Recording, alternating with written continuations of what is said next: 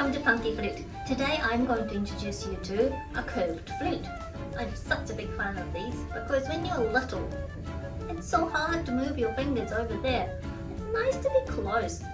Nice to have your fingers close to your body. No matter how long your arms are, it's much easier to work on your fingers closer to your brain. And then learn all your fingering here.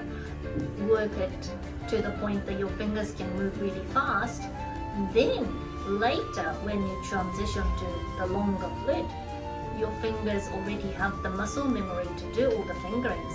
When you first get it from the box, usually in the box it's facing this way, you get it out like this.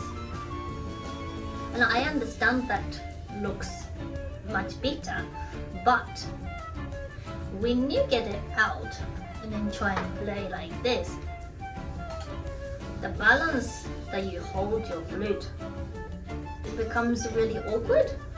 And when you transition later to the longer flute, the balance is very, very different all of a sudden. So it's much better to have this set up over here, lining up with the keys. And then for the head joint, for the blowing hole to look up, just like the keys are facing up, the blowing hole is going to face up, and then a bit more, and then the hole to line up with the keys. The balance is much closer to what you eventually play later.